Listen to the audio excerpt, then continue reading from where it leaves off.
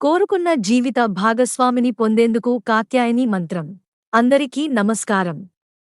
5000 సంవత్సరాల క్రితం ద్వాపరయుగంలో రుక్మిణీదేవి శ్రీకృష్ణుడిని తన భర్తగా పొందాలని జపించిన అత్యంత శక్తివంతమైన మంత్రం ఇది.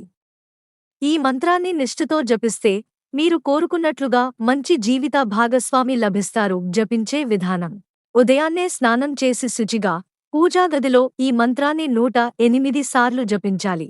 సోమవారం, పౌర్ణమి లేదా కార్తీక నక్షత్రం వచ్చే రోజున ఈ జపాన్ని ప్రారంభించవచ్చు.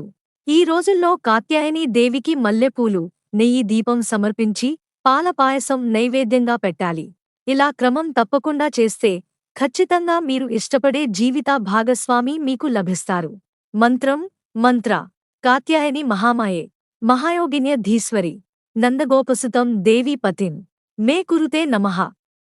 భావం, మీనింగ్: ఓ కాత్యాయనీ దేవి, మహామాయా స్వరూపిణివి, మహాయోగినివి, అందరికీ అధీశ్వరివి అయిన నిన్ను ప్రార్థిస్తున్నాను. నందగోపుని కుమారుడైన శ్రీకృష్ణుడిని నా భర్తగా పొందేలా అనుగ్రహించు తల్లీ, నీకు వందనం.